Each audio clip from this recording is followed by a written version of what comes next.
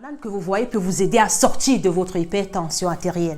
Vous avez besoin d'arrêter de fumer, alors la banane, ça peut vous aider. Et quand je passe en dialyse, que je donne des restrictions alimentaires strictes, parce que là, il n'y a pas de demi-mesure. Vous mangez, vous mourrez. Alors la banane, ça peut vous fermer les portes de la dialyse. C'est toujours un plaisir de revenir vers vous. Donc aujourd'hui, je suis un petit peu scandalisée. Pourquoi? Parce que dans le train-train de mes consultations, il y a juste quelques heures, il y a une personne, c'était en consultation, en téléconsultation en fait. Dans le train-train de mes patients qui me rencontrent sur Internet, il y a une personne qui me dit, ça fait 2 ans que je ne mange pratiquement plus de bananes. Mais je réponds, pourquoi vous ne mangez plus de banane? Est-ce que vous n'aimez pas la banane? Et puis elle me dit, j'adore la banane, mais bien entendu, j'ai mis de côté parce que je fais des efforts pour perdre du poids et puis j'ai des problèmes de santé. Donc ce qui m'a le plus marqué et qui me fait vous parler aujourd'hui, c'est parce que cette patiente-là, elle souffre d'hypertension. Et généralement, moi, je recommande la banane à tous mes patients qui ont des maladies cardiovasculaires en fait. Mais banane verte, banane plantain, tout ça, c'est de la banane. Et aujourd'hui, je me penche vers vous pour vous ramener toutes les vertus médicinale, pour vous dire pourquoi, pour essayer de vous convaincre également, on va dire ça comme ça, pourquoi vous devez intégrer la banane dans votre alimentation. Donc écoutez-moi bien. Une étude faite aux USA a démontré à quel point on pouvait réduire les décès liés aux crises cardiaques de jusqu'à 40%. Donc je crois que c'est énorme en consommant de la banane. Donc, la banane contient du cuivre et du magnésium qui agissent sur les synapses, dont les connexions de l'influx nerveux. Ça va aider le jeune enfant à l'apprentissage et la personne adulte, du coup, ça va l'empêcher d'avoir des pathologies neurodégénératives. Vous voyez, des maladies comme Parkinson, Alzheimer. Là, la banane dont vous voyez, il y a des vertus dont vous ignorez vraiment. Si vous êtes passé chez moi, que vous avez souffert, donc ça va être derrière vous, c'est sûr, d'hypertension par exemple. Je vous ai recommandé de la banane et c'était sur des portions journalières. Exactement, donc j'ai utilisé la banane pour vous soigner. Pourquoi? Et quand je me rends en dialyse, vous donnez des recommandations par rapport à l'alimentation. C'est vrai que c'est des régimes stricts.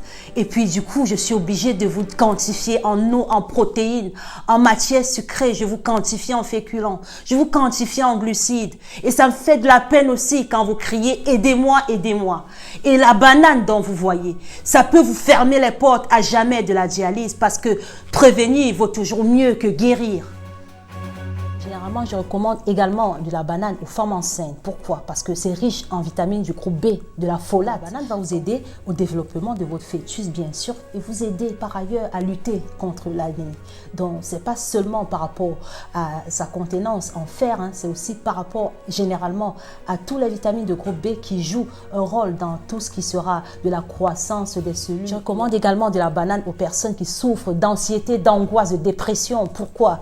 Parce que la banane contient des éléments comme le tryptophane. Oui, je voulais revenir à ma patiente qui m'a demandé si elle pouvait continuer à prendre de la banane pour pouvoir perdre du poids, perdre du ventre, si ça ne pouvait pas jeûner par rapport à son régime médical. Et puis je reviens à ça. La banane, contrairement aux idées reçues, c'est quelque chose qui pourrait même agir comme un coupe-faim. Pourquoi? Parce que ça contient du phosphore, de la manganèse et même du zinc, qui sont des éléments qui agissent en synergie comme un coupe-faim.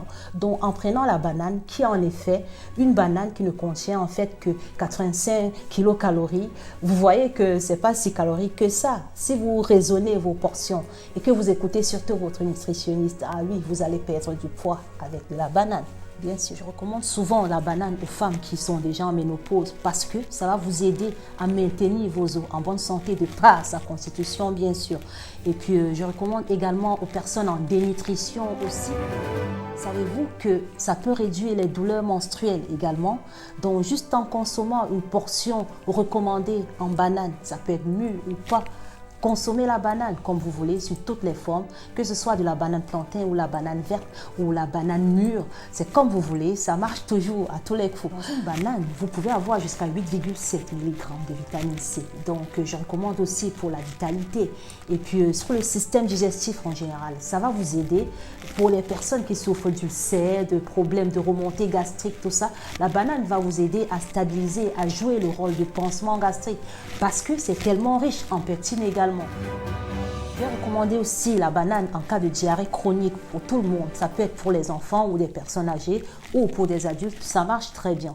Et puis généralement, si vous avez des soucis, des problèmes rénaux, des maladies qui sont liées au système rénal en général, comme l'hypertension, l'insuffisance rénale, ça peut vous épargner d'aller en dialyse, donc consommer de la banane.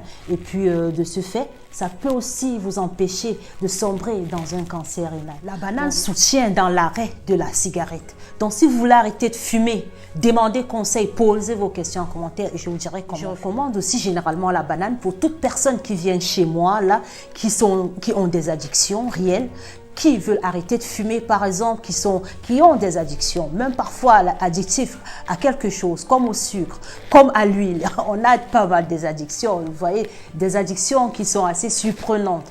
La banane, au quotidien, ça va vous aider à rompre tout ce qui sera de toutes ces addictions-là.